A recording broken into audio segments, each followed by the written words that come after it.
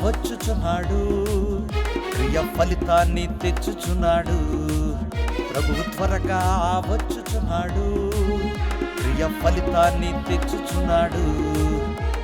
ప్రభువు రాక కొరకు కనిపెట్టుచున్నావా? సిద్ధపాటు కలిగి ఎదురు చూచుచున్నావా? ప్రభువు రాక కొరకు కనిపెట్టుచున్నావా? సిద్ధపాటు కలిగి ఎదురు చూచుచున్నావా? పరిశుద్ధముగా నిర్దోషముగా సత్క్రియలను పూర్తి చేసి సిద్ధముగా ఉన్నావా? పరిశుద్ధముగా నిర్దోషముగా సత్క్రియలను పూర్తి చేసి సిద్ధముగా ఉన్నావా?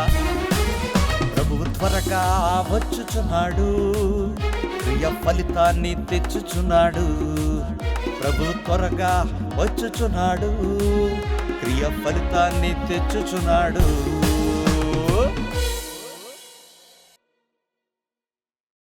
క్రీస్తు యేసునందు అత్యంత ప్రియులైన నా సహోదరి సహోదరులారా, మీ అందరికీ మన ప్రభువు నామమున నా హృదయపూర్వకమైన వందనములు తెలియజేయుచున్నాను.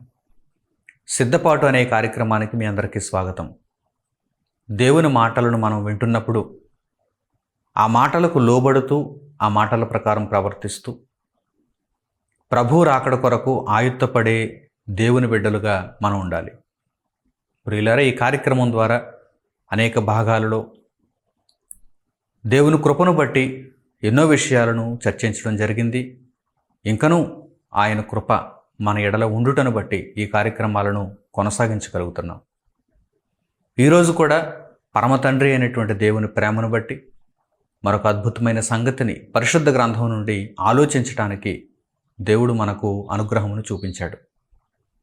ప్రియులారా, ఆదాము కాలం నుండి నేటి వరకు కూడా మనుష్యులలో ఆయా కాలాలు, ఆయా తరాలలో వచ్చినటువంటి మనుషులు ఆయా కాలాలను చూచారు. కాలాన్ని బట్టి దేవుడు మనిషిని మారమంటున్నాడు. కాలాన్ని బట్టి ముఖ్యంగా అంత్యకాలంలో ఉన్న మనం, చివరి గడియలలో ఉన్నటువంటి మనం పూర్వకాలం ముందు ఉన్నటువంటి మనుషుల వలె ప్రవర్తించడానికి వీలు లేదు. నాటి కాలం ముందు మనుషులు ఆ విధంగా ఉన్నా సరే సరిపోయింది కదా అనుకోవటానికి వీలు లేదు. నాటి కాలమందు వారికి ఇవ్వబడిన ఆజ్ఞలు వారు పాటించారు, నెరవేర్చారు, నీతిమంతులయ్యారు. నేటి కాలమందు దేవుడు మన నుండి కోరుకుంటున్నటువంటి ఫలాన్ని మనం ఇవ్వాలి. అంతే తప్ప గత కాలంలో ఈ విధంగా బ్రతికిన నీతిమంతులయ్యారు కదా, ఈనాటి కాలంలో కూడా మేము అట్టి మాదిరిగానే జీవించాలని కొంతమంది అభిప్రాయపడుతున్నారు. ఉదాహరణకి, నాటి కాలంలో ఆశీర్వాదం అనగానే దేవుడు లోక సంబంధంగా కూడా తన బిడ్డలను ఆశీర్వదించాడు. నేటి కాలంలో కూడా ఆశీర్వాదాలను అట్టి మాదిరిగానే కోరుకుంటూ ఇశ్రాయేలీయుల కాలంలో వలె, రాజుల కాలంలో వలె మేము కూడా ఆశీర్వదింపబడాలి అని కోరుకుంటే ఈ సమయం వేరు, నాటి సమయం వేరు. మనిషి ఆయుష్కాలాన్నే మార్పు చేసినటువంటి దేవుడు కాలానుగుణంగా మనిషి ప్రవర్తనను మార్చుకోమని చెప్పడా? పరిశుద్ధ గ్రంథంలో దేవుడు ఆ విధంగా చెప్పలేదా? చెప్పాడు. కాలానుగుణంగా మనిషి మార్పు నొందాలి, తగిన ప్రవర్తనను కలిగి ఉండాలి. తగిన ప్రవర్తనను కలిగి ఉండాలి. నేను ఆదాము కాలంలో వలె ఉంటాను అంటే కుదరదు. నేను నోవహు గారి కాలంలో వలె ఉంటాను అంటే కుదరదు. నేను అబ్రహాము గారి కాలంలో వలె ఉంటాను అంటే కుదరదు. నేను యోబు గారి కాలంలో వలె ఉంటాను అంటే కుదరదు. నేను మోషే గారి కాలంలో వలె ఉంటాను, లేక దావీదు గారి కాలంలో వలె ఉంటానంటే కుదరదు. నేటి కాలంలో దేవుడు మనలను ఎలా ఉండమని కోరుకున్నాడో ఆ విధంగానే మనం ఉండాలి. ఆ విధంగానే మనం ఉండాలి. చాలామంది శరీర సంబంధమైనటువంటి కొన్ని బలహీన విషయాలలో నాటి కాలంలో ఉన్నటువంటి వారి యొక్క ఉదాహరణలు తీసుకుంటూ నేటి కాలంలో కూడా ఆ విధంగా ప్రవర్తించడానికి ధైర్యం తెచ్చుకుంటున్నారు. ఉదాహరణకి బహుభార్యతత్వం. నాటి కాలంలో ఒకరికంటే ఎక్కువ మంది భార్యలను కలిగి ఉన్నారు కనుక నేడు నేను కూడా ఒకరికంటే ఎక్కువ మంది భార్యలను కలిగి ఉండవచ్చు అని కొందరు అభిప్రాయపడుతున్నారు. తప్పు. కాలాన్ని బట్టి మనిషికి దేవుడు జ్ఞానాన్ని అనుగ్రహించాడు. జ్ఞానమును నేర్చుకొని మనిషి కాలానుగుణంగా ప్రవర్తించాలి. నాటి కాలమందు విస్తారమైనటువంటి ఆస్తిని సంపాదించుకున్నారు. నేటి కాలమందు నేను కూడా విస్తారమైనటువంటి ఆస్తిని సంపాదించుకోవాలని కొందరు పొరపాటు పడుతున్నారు. ఆస్తి సంపాదనలో ఉండిపోతున్నారు. కాలానుగుణంగా ప్రవర్తించవద్దా? ప్రస్తుత కాలమందు ఉన్నటువంటి మనకి దేవుడు ఇచ్చిన ఆజ్ఞలు, ప్రస్తుత కాలమందున్న మనకు దేవుడు ఇచ్చినటువంటి ఆజ్ఞలను మనం జాగ్రత్తగా తెలుసుకొని వాటిని పాటించడం పోయి నాటి కాలంలో బలహీనమైనటువంటి సంగతులను ఉదాహరణగా తీసుకొని నేటి కాలంలో ఆ విధంగా ఉండడానికి ప్రవర్తిస్తున్నారంటే దేవుని మనస్సుకు విరోధంగా నడుచుకుంటున్నవారే కదా, దేవుని వాక్యమునకు విరోధముగా ప్రవర్తిస్తున్నవారనే చెప్పాలి కదా. నాటి కాలంలో ఉన్నటువంటి నీతిమంతుల భక్తిని ఉదాహరణగా తీసుకోవటం లేదు. నాటి కాలంలో ఉన్నటువంటి నీతిమంతుల యొక్క శరీర సంబంధమైనటువంటి వ్యవహారాలను ఉదాహరణగా తీసుకుంటున్నారు. అయితే దేవుడు చెప్పే మాట ఏంటో తెలుసా? అలా బలహీనమైనటువంటి శరీర సంబంధమైనటువంటి విషయాలను ఉదాహరణగా తీసుకొని వారు చూపిన భక్తిని మాత్రం విడిచిపెట్టి శరీర సంబంధమైన అపవిత్రతలో వెళ్ళిపోతున్నటువంటి వారందరికీ దేవుడు చెప్పేటువంటి విషయం ఏంటో తెలుసా? మీరు కాలానుగుణంగా ప్రవర్తించటం లేదు, తగిన ప్రవర్తనను మీరు కలిగి లేరు. ప్రసంగి గ్రంథంలో 3వ అధ్యాయంలో ప్రారంభపు మాటలలో వ్రాయబడినటువంటి ఒక చక్కని విషయాన్ని ఇప్పుడు మీరు చూడండి. ప్రసంగి గ్రంథము 3వ అధ్యాయము 1వ వచనం.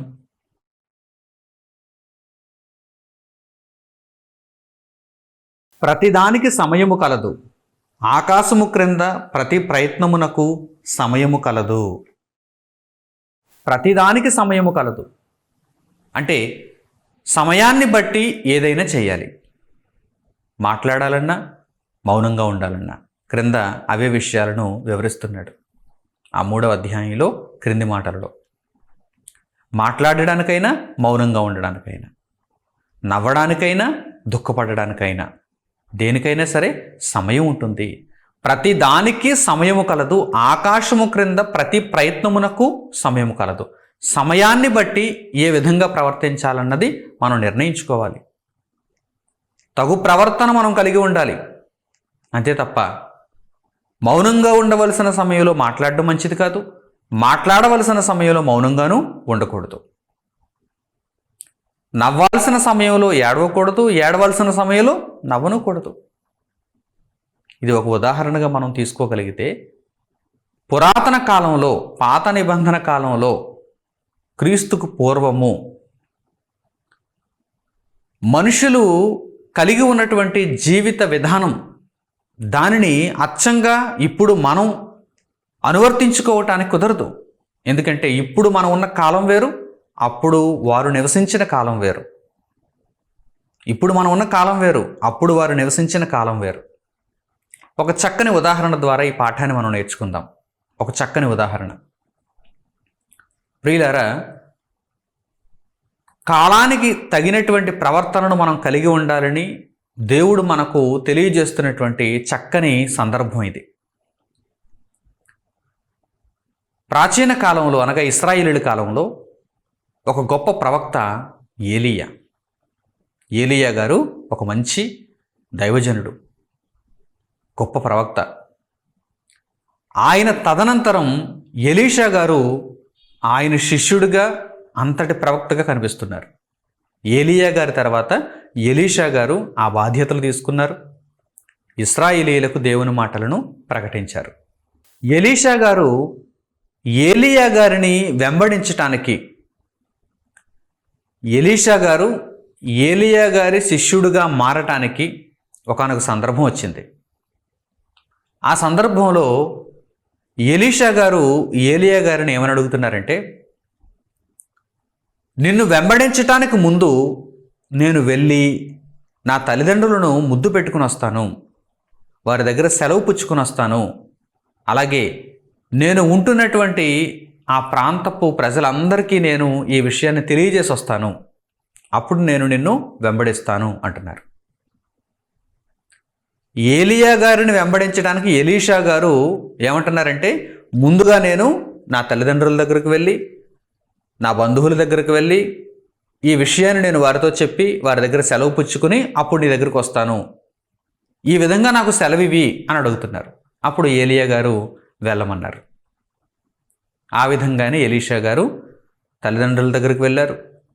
తన చుట్టూ ఉన్నటువంటి వారందరి దగ్గర ఆయన ఈ విషయాన్ని తెలియజేసి వారందరి దగ్గర సెలవు పుచ్చుకుని వచ్చి ఏలియా గారిని వెంబడించారు. ఈ విషయాన్ని చక్కగా పరిశుద్ధ గ్రంథంలో మీరు చూడండి. రాజులు మొదటి గ్రంథము 19వ అధ్యాయము 19వ వచనం నుంచి. రాజులు మొదటి గ్రంథము 19వ అధ్యాయము 19వ వచనం నుంచి.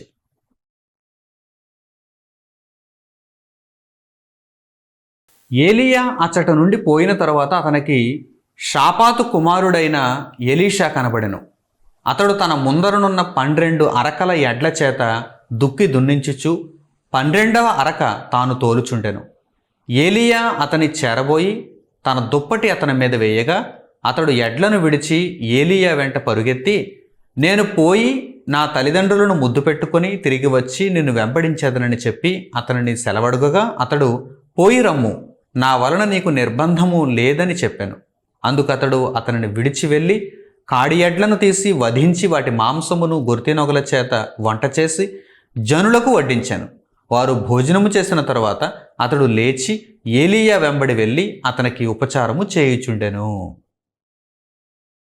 ప్రియులారా, ఏలియా గారిని వెంబడించటానికి ముందు ఎలీషా గారు తన తల్లిదండ్రుల వద్దకు వెళ్ళి సెలవు తీసుకోవాలని ఏలియా గారిని అడుగుతున్నారు.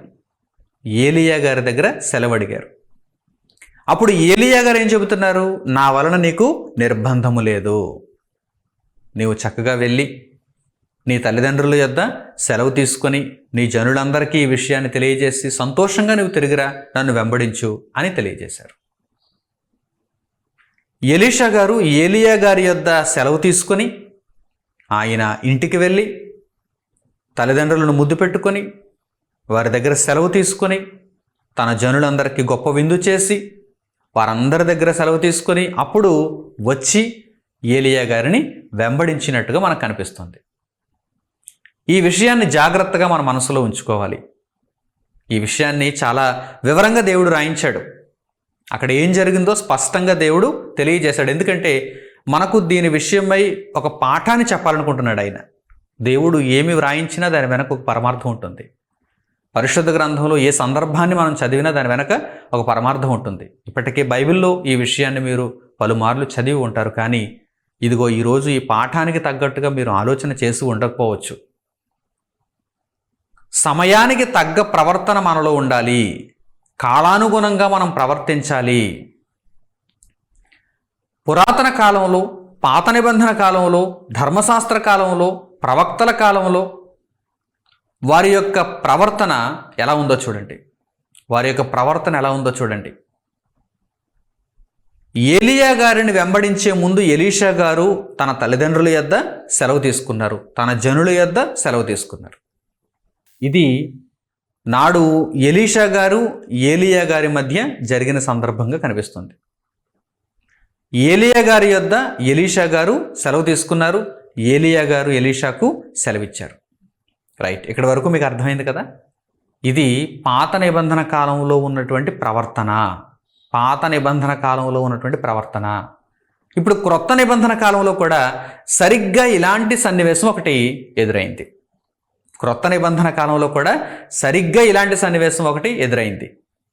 యేసుక్రీస్తు ప్రభువును ఒక వ్యక్తి వచ్చి ఇలాగే అడుగుతున్నాడు. యేసుక్రీస్తు ప్రభువును వెంబడించటానికి వచ్చినటువంటి ఒక వ్యక్తి ఇలాగే అడుగుతున్నాడు. ఏమనంటే, నేను నా తల్లిదండ్రుల యొద్దకు వెళ్ళి సెలవు తీసుకుంటాను. ఎందుకంటే ధర్మశాస్త్రంలో ఈ విషయాన్ని అతడు చదివి ఉండాలి, లేక అతనికి తెలిసి ఉండాలి. ఏమడుగుతున్నాడో చూడండి. యేసుక్రీస్తు ప్రభువు దగ్గరకు వచ్చి ఏమడుగుతున్నాడు చూడండి. నేను నా తల్లిదండ్రుల యొద్దకు వెళ్ళి సెలవు తీసుకుని వచ్చి అప్పుడు నిన్ను వెంబడిస్తానంటున్నాడు. అప్పుడు ప్రభువారు ఏమన్నారు? ఇక్కడ ఎలీషా గారితో ఏలియా గారు చెప్పినట్టుగా అక్కడ ఆ వ్యక్తితో యేసుక్రీస్తు ప్రభువారు చెప్పారా? నా వలన నీకు నిర్బంధము లేదు, వెళ్ళి నీ తల్లిదండ్రుల యొద్ద సెలవు పుచ్చుకుని తీరుబడిగా రాబిడ్డా అని చెప్పారా? ఏం చెప్పారో చూద్దాం. లూకాసు వార్త 9వ అధ్యాయము 61వ వచనం నుంచి చూడండి. లూకాసు వార్త 9వ అధ్యాయము 61వ వచనం నుంచి.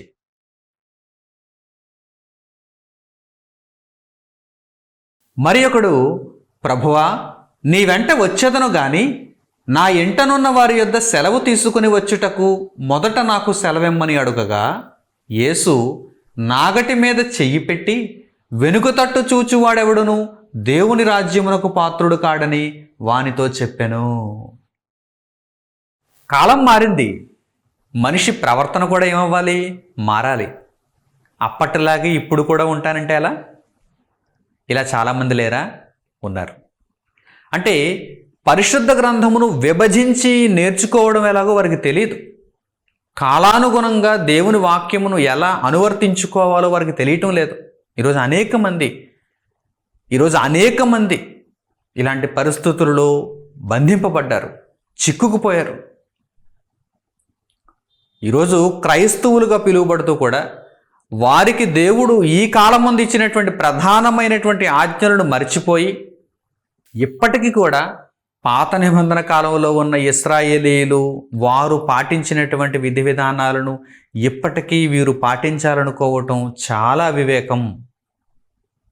పండుగల విషయంలో, ఆచారాల విషయంలో ఈరోజు ఎందరో నామకార్థ క్రైస్తవులు, వారికి క్రైస్తవ్యంపై సరైనటువంటి అవగాహన లేదు. కాలానుగుణమైనటువంటి చక్కని మార్పును కలిగి ఉండాలని ప్రస్తుత కాలమందు దేవుడు నాకిచ్చినటువంటి పని ఏంటి? ఈ విషయాన్ని గుర్తించకుండా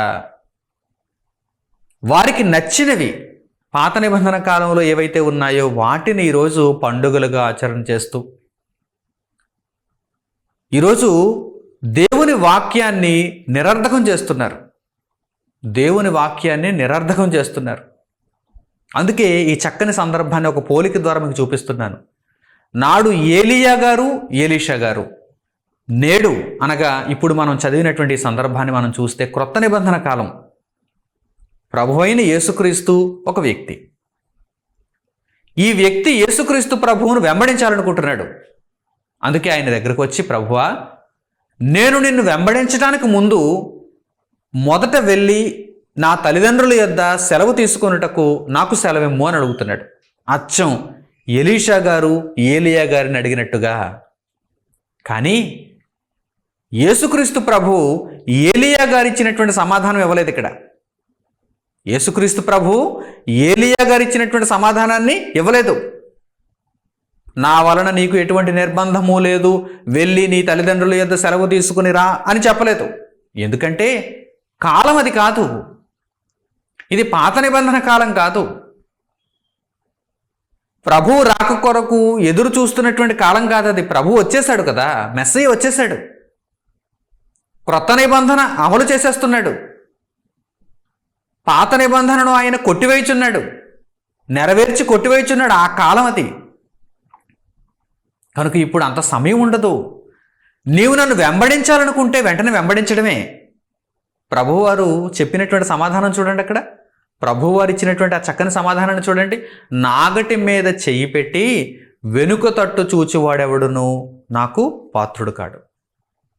దేవుని రాజ్యంలో అడుగు పెట్టాలంటే నాగటి మీద చెయ్యి పెట్టి ఇక వెనక్కి చూడకూడదు. ఆ పనిలోనే ఉండాలి. ఇక్కడ ప్రభువారు తీసుకున్నటువంటి ఉదాహరణ కూడా చూడండి. నాటి కాలమందు పాత నిబంధన కాలంలో ఏలియా గారు ఎలీషా గారిని కలిసినప్పటికీ ఎలీషా గారు చేస్తున్నటువంటి పని ఏంటి? దుక్కి దున్నుతున్నారు. నాగటి మీద చెయ్యి పెట్టి దుక్కి దున్నుతున్నారు. నాటి కాలంలో అయితే నాగటి మీద చెయ్యి పెట్టి ఒకసారి మరలా వెనక్కి వెళ్ళి మరలా రావచ్చు. నాటి కాలం కనుక, పాత నిబంధన కాలం కనుక, ప్రవక్తల కాలం కనుక, ప్రవక్తలందరికంటే గొప్పవాడు యేసుక్రీస్తు ప్రభు. అందుకే ఆయన ఏమంటున్నారు చూడండి. నాగటి మీద చెయ్యి పెట్టి వెనుక తట్టు చూచువాడెవడు నువ్వు దేవుని రాజ్యమునకు పాత్రుడు కాడు. ప్రియులారా, కాలాన్ని బట్టి మనిషి మార్పు చెందాలనేటువంటి విషయం ఇప్పుడు మీకు అర్థమవుతుందా? దావీదుకు ఒకరికంటే ఎక్కువ మంది భార్యలు ఉన్నారు, నేడు ఇప్పుడు నాకు ఒకరికంటే ఎక్కువ భార్యలు ఉంటే పర్వాలేదేమో అనుకుంటున్నారు చాలామంది. మోషే గారికి ఒకరికంటే ఎక్కువ మంది భార్యలు ఉన్నారు, నేడు నాకు కూడా ఒకరికంటే ఎక్కువ మంది భార్యలు ఉంటే సరిపోతుందేమో, పర్వాలేదేమో, దేవుడు ఊరుకుంటాడేమో అనుకుంటున్నారు చాలామంది. భక్తి విషయంలో, నీతి విషయంలో, అర్పణ విషయంలో వారిని పోలికగా తీసుకోకుండా శరీర సంబంధమైన బలహీన విషయాలలో వారిని పోలికలుగా తీసుకుంటున్నారంటే కాలానికి తగిన ప్రవర్తన మీరు కలిగి ఉండాలనే విషయం మీకు అర్థం కాలేదు. పరిశుద్ధతలో మీరు క్రీస్తు ప్రభువును పోలి నడుచుకోవాలనేటువంటి జ్ఞానం మీకు లేదు అని నిస్సందేహంగా చెప్పాలి. నిస్సందేహంగా చెప్పాలి. ఈ ఉదాహరణను మనం చక్కగా ఆలోచనలోకి తీసుకోగలిగితే, నాటి కాలంలో ఏలియా గారి దగ్గర ఎలీషా గారు సెలవు తీసుకొని ముందుగా వెళ్ళి తల్లిదండ్రులను కలుసుకున్నారు, తన జనులను కలుసుకున్నారు, వారికి భోజనం పెట్టారు, వారందరి దగ్గర సెలవు తీసుకున్నారు, వచ్చారు, ఏలియా గారిని వెంబడించారు. మరి యేసుక్రీస్తు ప్రభువు దగ్గర ఆయన ఏమంటున్నారు? నా తల్లిదండ్రుల యొద్ద మొదట సెలవు పుచ్చుకుని వచ్చేటప్పుడు నాకు సెలవు ఇవ్వమని ఒక వ్యక్తి అడుగుతుంటే ప్రభువారు ఏమంటున్నారు? మొదట నీవు నన్ను వెంబడించు, మొదట నీవు నన్ను వెంబడించు, నాగటి మీద చెయ్యి పెట్టి వెనక తట్టు చూడకూడదు, అలా చూస్తే దేవుని రాజ్యమునకు నీవు అర్హుడవు కాలేవు అని తెలియజేస్తున్నారు. కనుక కాలానుగుణంగా మన ప్రవర్తన చక్కబడాలి, చక్కదిద్దుకోవాలి. దేవుని వాక్యములో మన నిమిత్తం వ్రాయబడినటువంటి సంగతులను జాగ్రత్తగా మనం నేర్చుకోవాలి. ప్రారంభ శతాబ్ద కాలంలో దేవుని కొరకు బ్రతికినటువంటి అపోస్తలులు, శిష్యులు దేవుని కొరకు ఏ విధంగా తమ బ్రతుకులను ముందుకు కొనసాగించుకున్నారు, వాటిని ఉదాహరణగా ఎందుకు తీసుకోవటం లేదు? పౌలు గారిని ఉదాహరణగా ఎందుకు తీసుకోవటం లేదు? ఒక తిమోతి గారిని ఉదాహరణగా ఎందుకు తీసుకోవటం లేదు? ఒక బర్నబా గారిని ఉదాహరణగా ఎందుకు తీసుకోవటం లేదు? పేతురు గారిని ఉదాహరణగా ఎందుకు తీసుకోవటం లేదు? చూసారా? అంటే దేవుడు మన నుండి ఆశించిన ఫలమును మనం ఇవ్వకుండా, మనము నిర్దేశించిన ఫలము దేవుడు తీసుకోవాలనేటువంటి ఆలోచనలతో మనం ఉన్నామంటే మనం దేవునికి పాత్రులం కాలేం. మనం దేవునికి లోబడుతున్నట్టు కాదు. మనం చెప్పినట్టు దేవుడు వినాలా, దేవుడు చెప్పినట్టు మనం వినాలా? ఆలోచించండి. ఈరోజు అనేక మంది పొరపాటులో ఉన్నారు. ఆ పొరపాటు సరిదిద్దబడకపోతే వారు సిద్ధపాటును కలిగి లేనట్టే. వారు ప్రభువు రాకడ కొరకు, అనగా రెండవ రాకడ కొరకు సిద్ధపాటును కలిగి లేనట్టే. అపొస్తలుల కార్యములు 14వ అధ్యాయము 16వ వచనం చూడండి, దేవుడు రాయించిన మాట. అపొస్తలుల కార్యములు 14వ అధ్యాయము 16వ వచనం.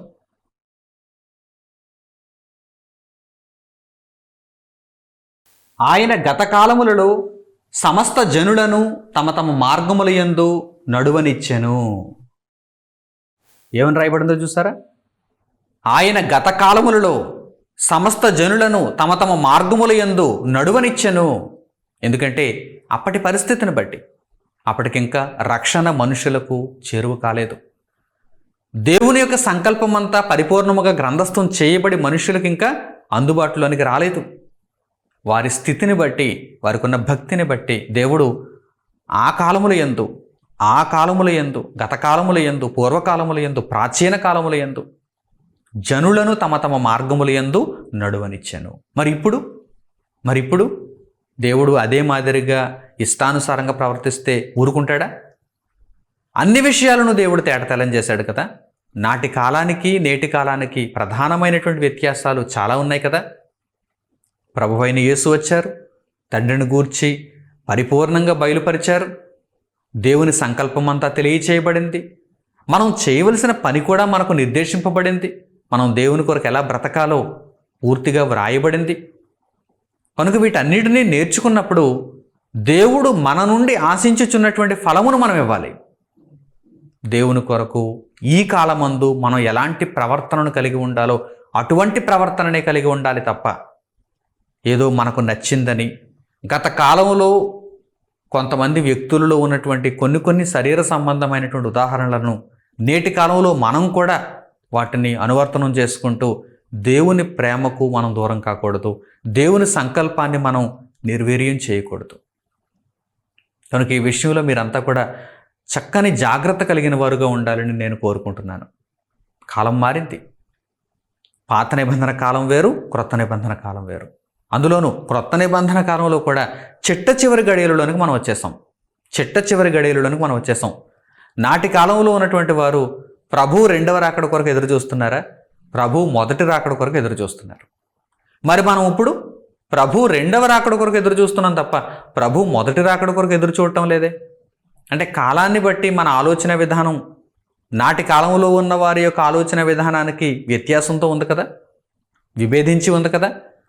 వారేమో ప్రభు మొదటి రాకడ కొరకు ఎదురు చూశారు, మనమేమో ప్రభు రెండవ రాకడ కొరకు ఎదురు చూస్తున్నాం. కనుక మన ఆలోచనలు ఎలా ఉండాలి, మన క్రియలు ఎలా ఉండాలి, మన ప్రవర్తన ఎలా ఉండాలి ఒక్కసారి గమనించండి. ఆదాము కాలంలో ఉన్నట్టుగా, నోవహు కాలంలో ఉన్నట్టుగా, లేక మోషే గారి కాలంలో ఉన్నట్టుగా, దావీదు గారి కాలంలో ఉన్నట్టుగా మనం ప్రవర్తిద్దాం అనుకుంటే నేటి కాలమందు నీవెలా ఉండాలో దేవుడు ముందుగా తెలియచేశాడు. అంటే దేవుని సంకల్పాన్నే ఎదురాడుతున్నావా? దేవుడు నీకు ఇచ్చిన పనిని నీవు ఎదురుస్తున్నావా? నీకంటూ ఒక సిద్ధాంతాన్ని ఏర్పాటు చేసుకొని నీకు నచ్చిన దానిని ఆయా కాలాలలో నుండి తీసుకొని నీవు పాటిస్తానంటే ఎలా కుదురుతుంది? కనుక ప్రతి ఒక్కరూ కూడా ఈ విషయంలో చక్కని దిద్దుబాటును చేసుకోవాలి. లేదంటే మీరు ప్రయోజకులు కాలేరు, మీరు నిష్ఫలుడైపోతారు. మరో చక్కని మాట చూడండి. దేవుడు ఏమని హెచ్చరిస్తున్నాడో తెలుసా? మీకు రక్షణే దూరం అయిపోతుంది. కాలాన్ని బట్టి తగిన ప్రవర్తన మీకు లేకపోతే మీకు రక్షణే దూరం అయిపోతుంది. దేవుడు ఇస్తున్నటువంటి హెచ్చరికను చూడండి. అపొస్తలుల కార్యములు 17వ అధ్యాయము 30వ వచనం. అపొస్తలుల కార్యములు 17వ అధ్యాయము 30వ వచనాన్ని చూడండి.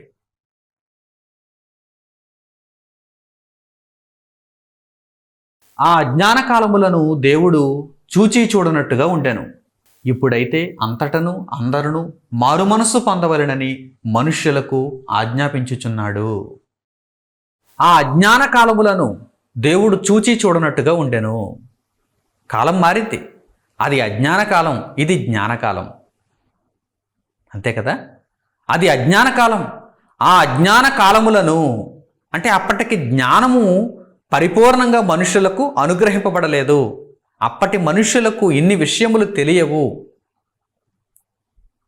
అప్పటి మనుష్యులకు దేవుని సంకల్పం అంతా పరిపూర్ణంగా వివరింపబడలేదు. ఈరోజు సాంకేతిక పరిజ్ఞానం కూడా అందిపుచ్చుకుని దేవుని వాక్యం చాలా స్పష్టంగా అనేక మందికి వివరించబడుచున్నది.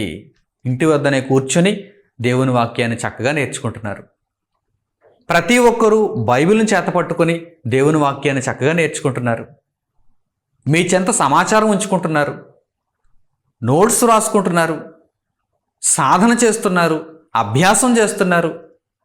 నాటి కాలమందు ఆ ప్రజలకు ఇన్ని అవకాశాలు ఉన్నాయా, ఇన్ని సదుపాయాలు ఉన్నాయా, జ్ఞానం అందుబాటులో ఉందా? అందుకే దేవుడు ఏమంటున్నాడంటే ఆ అజ్ఞాన కాలములను దేవుడు చూచి చూడనట్టుగా ఉండను. అంటే అప్పటి కాలమందున్న మనుష్యులకు ఏ విధమైనటువంటి విధానాన్ని దేవుడు అమలు చేయాలో ఆ విధానాన్ని అమలు చేస్తాడు. ఆ అజ్ఞాన కాలములను దేవుడు చూచి చూడనట్టుగా ఉండెను. అయితే ఇప్పుడు ఇది జ్ఞానకాలము కదా. అయితే ఇప్పుడు అంతటను అందరూ మారు మనస్సు నొందవలనని దేవుడు ఆజ్ఞాపించుచున్నాడు. ఇప్పుడు మారు మనసు నొందకపోతే కుదరదు. ఇప్పుడు మీరు భయభక్తులు చూపకపోతే కుదరదు. ఇప్పుడు మీరు అజ్ఞానపు ప్రవర్తనను కలిగి ఉంటాము అంటే నిష్ఫలులవుతారే తప్ప ఫలవంతులు కాలేరు. ఇప్పటికీ కూడా అనేక మంది దేవుడు అనగానే పరిశుద్ధ గ్రంథంలో యేసుక్రీస్తు ప్రభువును గూర్చినటువంటి జ్ఞానం అనగానే, ప్రభువులో జీవితం అనగానే వారికి తెలిసినది ఎంతవరకు అనగానే ఒక బాప్తిస్మం తీసుకుంటున్నారు, వారానికి ఒకసారి దేవాలయానికి వెళ్తున్నారు,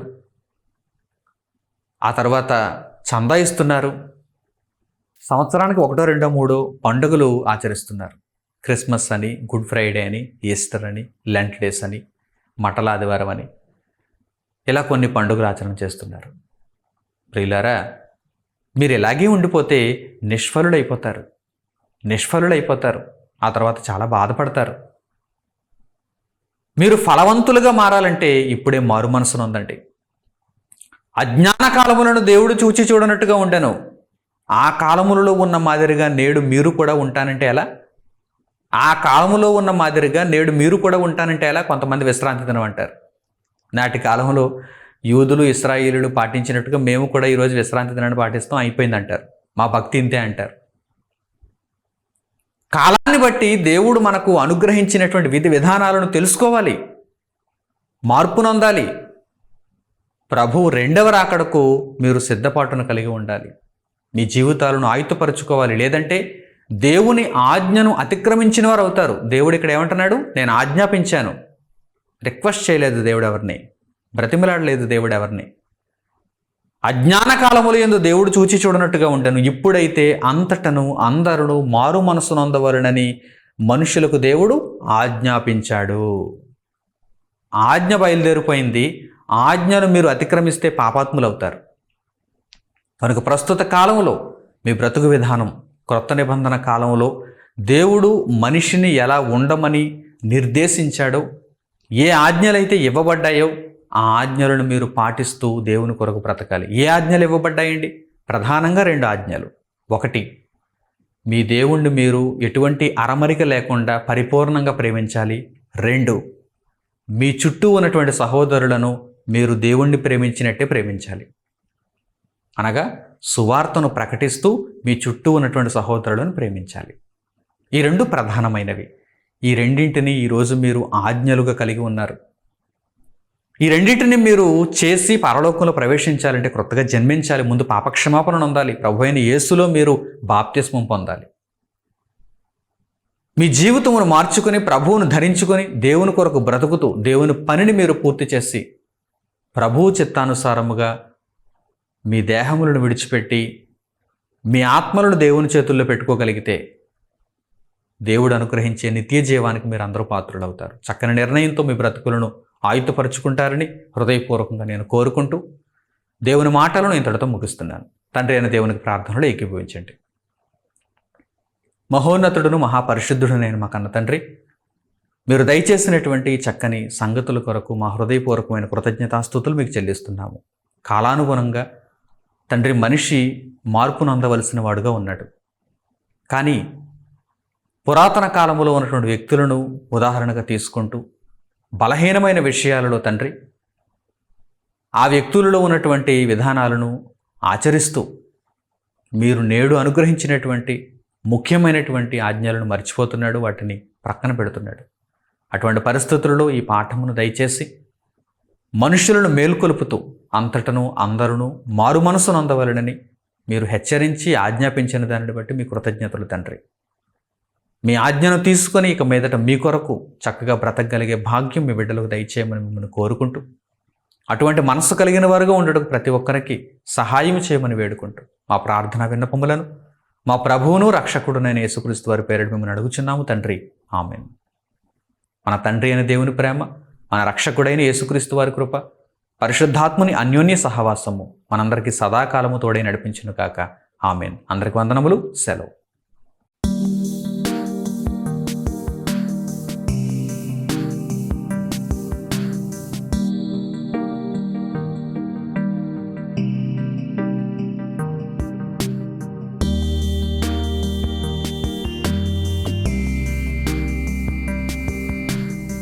సహోదరులు మణికుమార్ గారు ప్రసంగించిన ఎన్నో ఆత్మ సంబంధమైన సంగతులను ఉచితముగా వీక్షించుటకు మా యూట్యూబ్ ఛానల్స్ ను తప్పక దర్శించండి.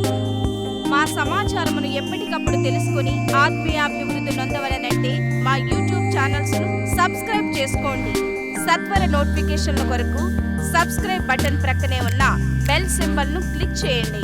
మరిన్ని వివరములకు మీరు సంప్రదించవలసిన మా ఫోన్ నెంబర్స్ 8978414178 మరియు 8333927666. ధన్యవాదములు. ఈ కార్యక్రమమును అనేక మందికి పరిచయం చేయగలరని ఆశిస్తున్నాము.